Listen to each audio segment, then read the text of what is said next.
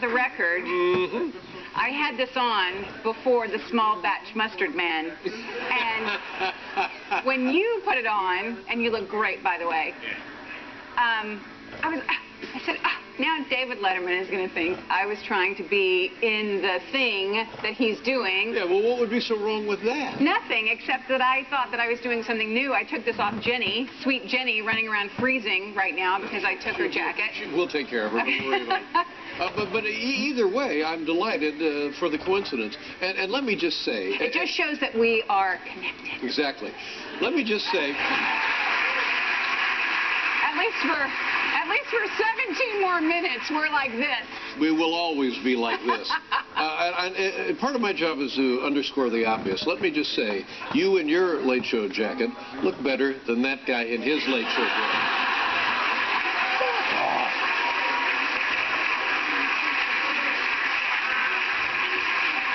He looks like we're making sausage. You look delightful. Thank you. Tell me about what's new in your life. Tell me about the kids. You have 3 children. Tell me all about them. I mean, but I've come here tonight to just find out what the hell is going on around here. I'm telling you. Yeah. I mean, someone says we're closing shop around here. I turn my back for a minute. It's bullshit, David Letterman.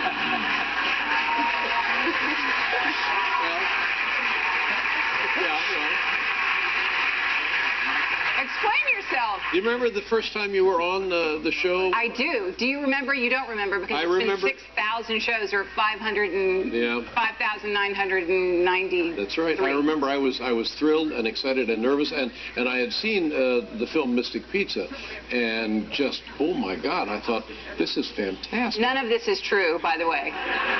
But it's so sweet. Yeah, it was lovely and exciting. And how many times have you been on the show? 50 or something? No, I wish it was 50. Yeah. That would make me like Regis Philbin. Well, yeah, do you really?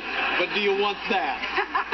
When you think about it, do you want that? No, someone told me today that this is my 26th appearance on the show. Pretty damn good. Damn right.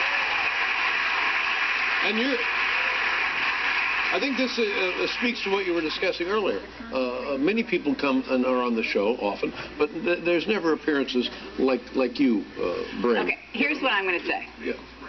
The first time I was on this show was to promote Mystic Pizza, and I, as a fan of the show, did not want to come on because I had seen you absolutely dismember young actresses of my kind of peer group, and I thought, I'm going to go on and he's going to know within 10 seconds what my IQ is, and you are going to, like a samurai, just sort of like Benihana me into pieces, and I'll be left for dead and forgotten. Well, now this is, I'm not going to dispute this, but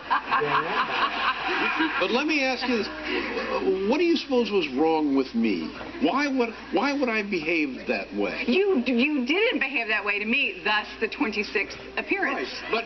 But why was it possible for you to have that perception? And I'm not arguing with you that perception was false. I'm just saying, if I was doing that, and like I say, maybe it probably was. Why? What was the matter with me? Because I think stupid people annoy you.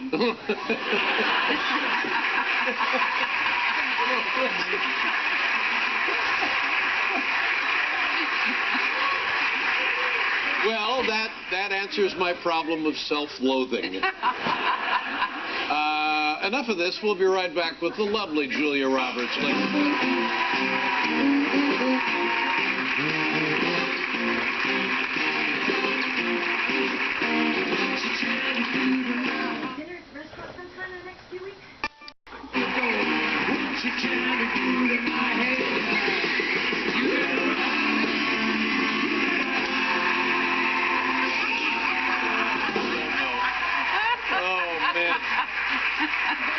25th anniversary of the film Pretty Woman. Yes. How about that? That was tremendous. And you know what I read today was that the film that we saw was not the original script. Am I right about that? That there was a difference? Difference in tone, difference in... The original script was a drama about a drug... I mean, I guess I could say this. I was hesitating as though it was going to hurt someone's feelings. I think we're all good. I think so. About a drug addict prostitute. And the end of the movie was the character that Richard Gere plays kicking me, like literally kicking me out of his car onto the street and throwing a fur coat that he bought me or something onto me, and the $3,000 and driving away. Oh my God. That's, and how, who changed, I mean, Gary Marshall directed the Gary Marshall directed the film. He didn't want that script. You didn't want that script. Who wanted it? No, I auditioned for that script. You did? Yeah, I did. Yeah. I would have taken any part. How did they make the change? Who made the change? Who? Gary did. Gary did. It was sold to Disney, and Gary Marshall came on and reworked it to a point, you know, where it was a different tone and a comedy.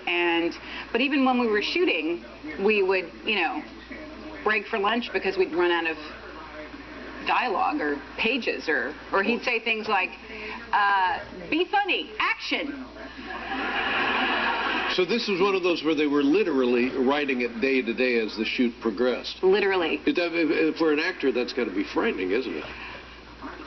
Well, I didn't really know better. Gary just makes a lofty ship, and so, you know, it was fun. He's very funny, very, very funny, and I think there's an avuncular quality about him that might be good to be around for anybody. And if I knew what avuncular meant, I would concur with you. Come on.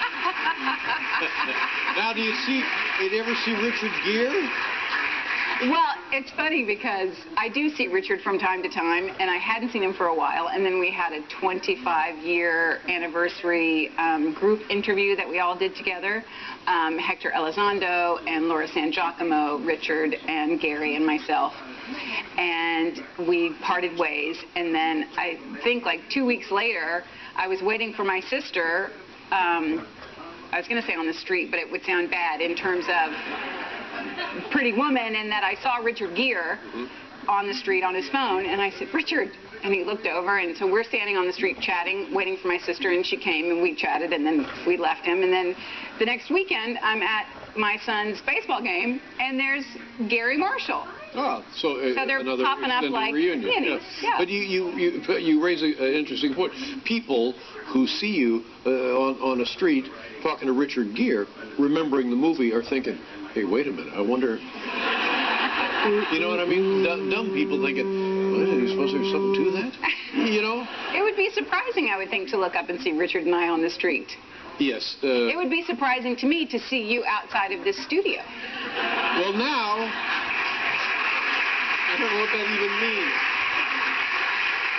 Let's just get it back to you. We have what, 4 minutes of our life together left? Videotape. We have videotape. Videotape. Of our life together? I think so. Do you want to see it? Yes. All right, let's see it. All right, let me take care of it. I'll take care of this. Hand me that card. Give me that card. Be sweet. I'm being sweet.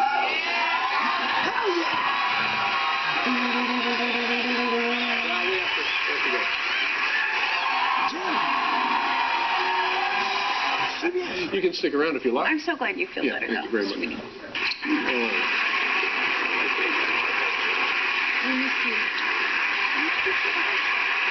Oh, God, it's nice to see you again. Thank you so much. So lovely. We'll be right back, Mr.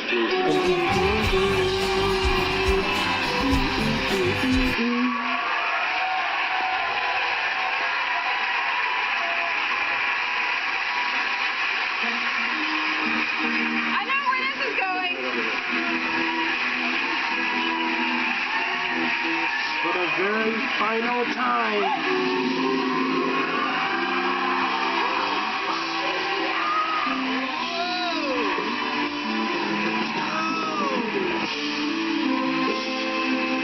Julia Roberts, ladies and gentlemen.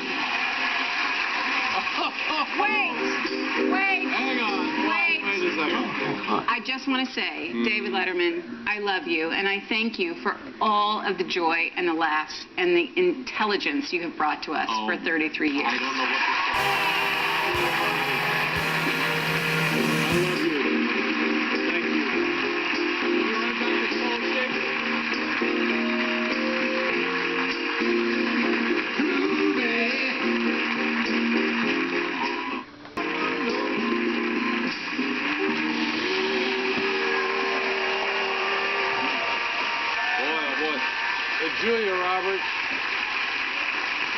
Lovely woman, and been a delightful friend, really, over the years. And it's difficult in show business to find delightful friends. You don't find them. No, you sure don't. And she has been nothing but friendly and loyal and charming to us over the years. Wonderful. Yeah.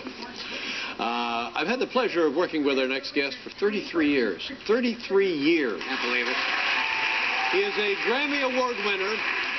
He is our musical director and, most importantly, a good friend. Ladies and gentlemen, Paul Schaefer. Come on over.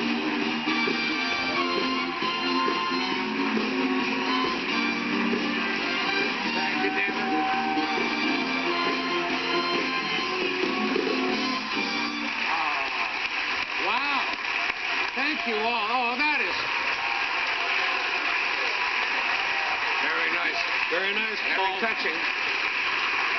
Very touching. Thank you all. Thank you Wow. for coming over here for So a much few fun. minutes. We should have done this more often over the years. You're a musical genius.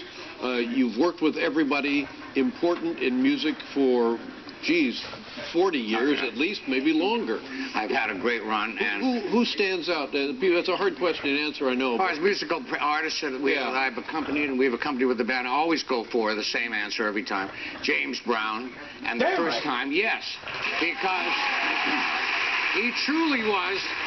He invented the music that we're still dancing to even today, and he invented it back in the early 60s, late 50s. But that first time he came on our show in 1982, I'll never forget it. It was so exciting. He asked to come on, and he asked the band, what song would you guys like to play with me? So we had two of our favorite songs, Sex Machine, and There Was a Time. We had them all ready to go. He was a knockout. I remember Steve Jordan was in the band on drums at that time. We both had our first VCRs. We watched that appearance over and over again on the VHS tape, and not only did we memorize the music, we memorized the dialogue. And he, this is when he could do two songs, and the format of the show wasn't locked down, and he said, you know what I got to do right now? He said to you right on the phone, before you close, can we close with I Got the Feeling? And he named a third one of his songs. You said, yeah, we'll take a commercial, we'll come back, and he totally spontaneously did a third number. I was actually 10 feet off the ground, couldn't believe it. And then afterwards, he summoned me. Would you like to come? James Brown wants to see you in his dressing room. Well, my heart starts pounding, and I go into the dressing room, and he is under the hairdryer. Carries a hair. This is absolutely true. Carries a hairdryer, and he's there, and he's talking to me, but the hairdryer is going. And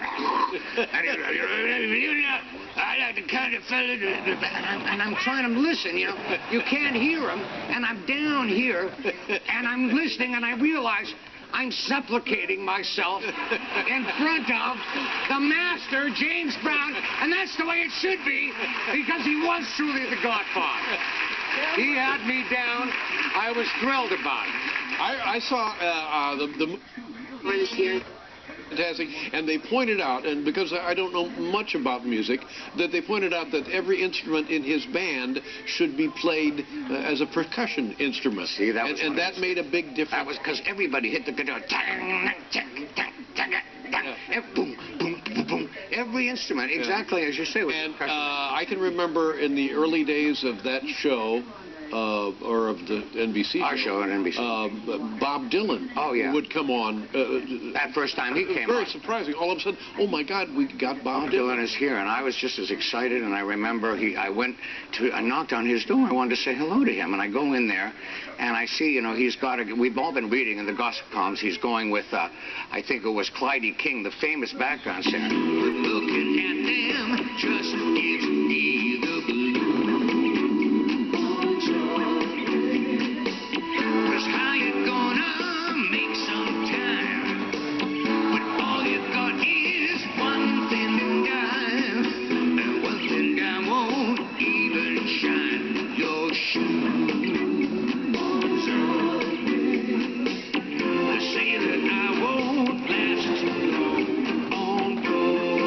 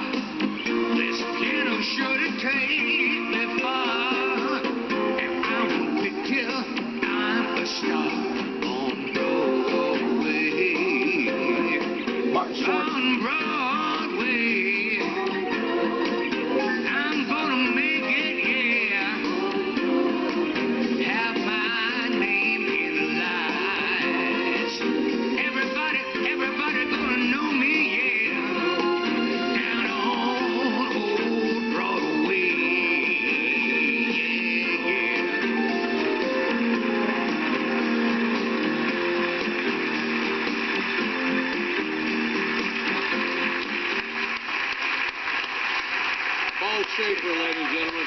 That was wonderful. Thanks for letting me do it. I'll never be able to repay you for everything. Thank you, David. Same goes for me. Thank you, everybody. Same goes for me. We'll be right back with Ryan Adams.